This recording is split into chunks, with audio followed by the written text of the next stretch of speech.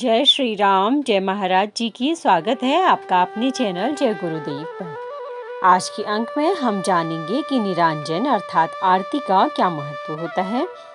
अंक में आगे बढ़ने से पहले यदि आप हमारे चैनल पर नए हैं तो सब्सक्राइब कीजिएगा चैनल को और बेल आइकन जरूर प्रेस कीजिएगा, जिससे आपको आने वाली नई वीडियो के नोटिफिकेशन मिलते रहेंगे। चलिए सुनते हैं कि आरती का क्या महत्व है। किसी भी शुभ कार्य, देव कार्य में आरती एक महत्वपूर्ण अंग है। पंचामृत पूजा होने के बाद, नैवेद्य चढ़ाने से पूर्व और नैवेद्य अर्पण करने के बाद आरती उतारी जाती है। इसके अलावा पंचामृत पूजा, लघु नैवेद्य तथा प्रसाद नैवेद्य आदि अवसरों पर भी आरती उतारी जाती है। इस आरती को एकार्तिक्य या एकारती कहा जाता है। एकारती करते समय घृत दीप एक ही बार उतारा जाता है। घृत दीप में संबत्तियां होती हैं, परंतु दीपक एक ही होता है। महानैवेद्य के बाद उतारी जाने वाली आरती को महाआरती कहा जाता है। महाआरती करते समय महाआरती रंजन उतारा जाता है। घर में महाआरती रांजन में कम से कम 2 और अधिक से अधिक 5 निरांजन होते हैं, लेकिन मंदिर में निरांजन की संख्या 9 से अधिक होती है। मंदिर में सुबह, दोपहर, शाम एवं रात्रि में विविध अवसरों पर आरती उतार जाने वाली आरती को काकडारती, पूजा आरती, मुख्य आरती, धूप आरती या शेज आरती कहते हैं। हर समय महाआरती ही की जाती है। महाआरती के बाद कपूर लगाकर कर्पूर आरती की जाती है। कर्पूर आरती के लिए अलग उपकरण की जरूरत होती है। कुछ लोग निरांजन में ही कपूर की बत्तियां रखते हैं। कुछ लोग चावल के ढेर पर कपूर की बत्तियां रखकर कर्पूर आरती करते हैं।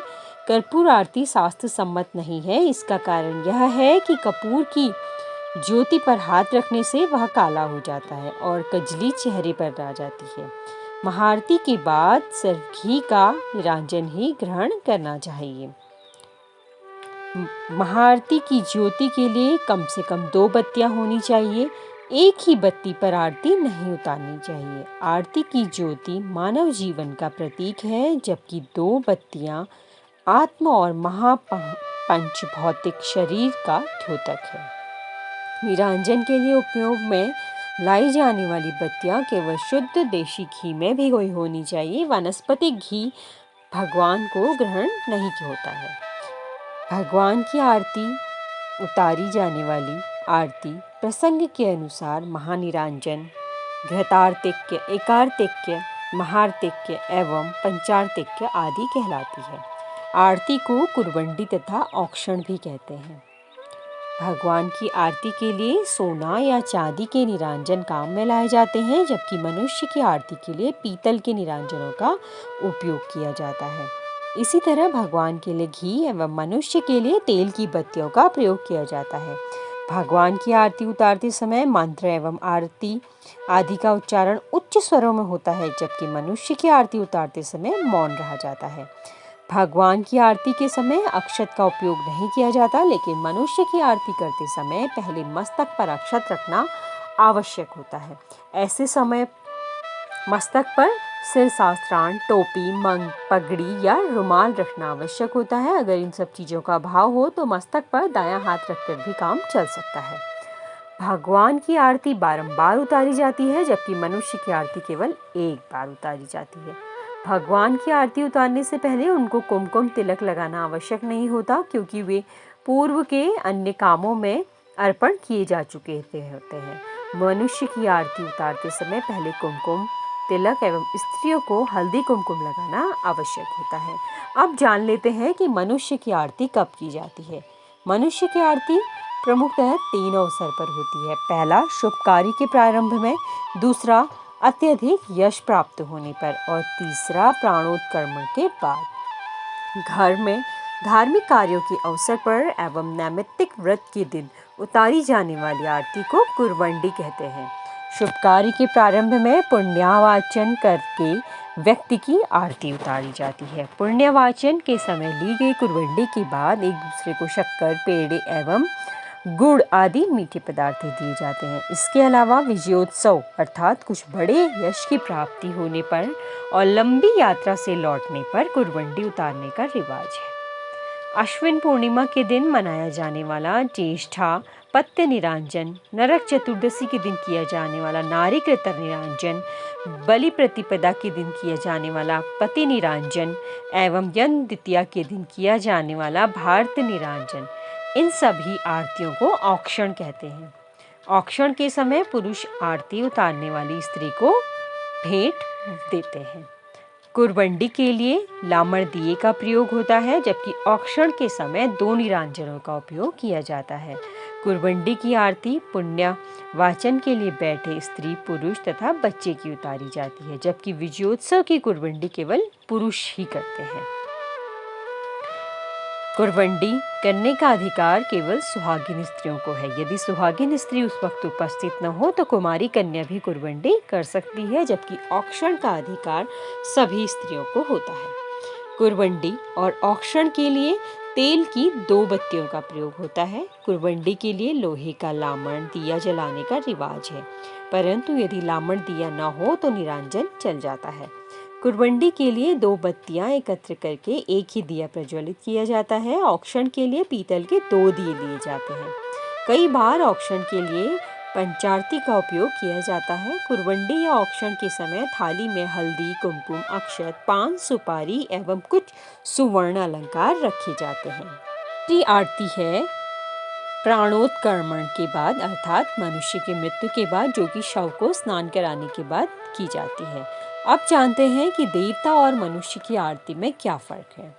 देवता के लिए फूल बाती, काट बाती या दोर बाती का प्रयोग किया जाता है। फूल बाती के लिए कपास, काट बाती के लिए काडिया और कपास तथा दोर बाती के लिए हाथ से कटे हुए सूत का प्रयोग किया जाता है।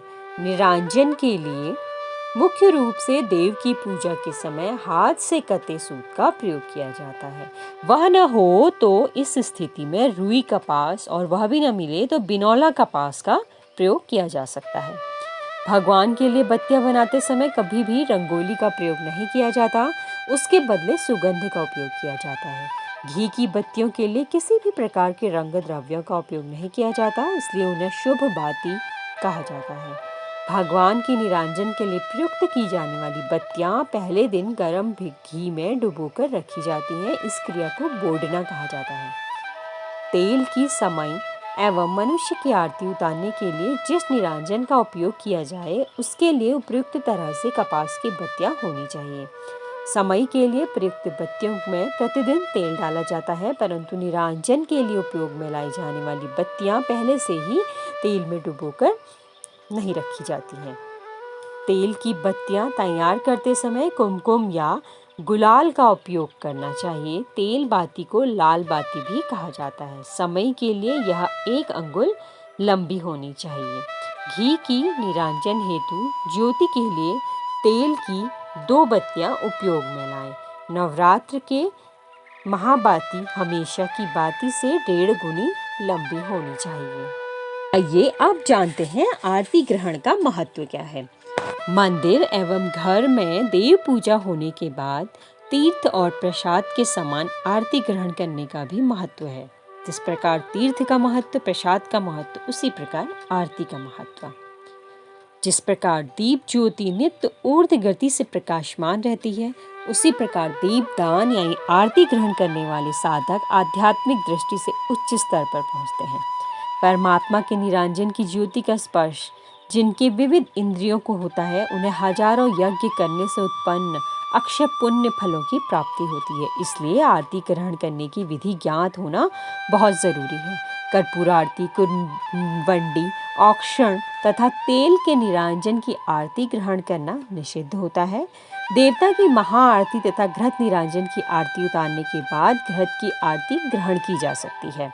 एक बार आरती ग्रहण कर लेने के बाद वही आरती अन्य देवताओं पर फिर से नहीं उतारी जा सकती। महाआरती उतारने के बाद निरांजन की ज्योति पर दोनों हथेलियां किंचित समय रखकर विविध अवयवों को स्पर्श करना आरती ग्रहण करने की उपयुक्त विधि है। आरती ग्रहण के समय हथेली का स्पर्श मस्तक, आँख, नाक, कान, मुख, छाती, पेट, घुटने तथा पैर पर करना आवश्यक है। विशेष रूप से जहां जख्म, व्याधि या सूजन हो, ऐसे शरीरांगों पर आरती ग्रहण के समय हथेली का स्पर्श करने से आरोग्य प्राप्त होता है।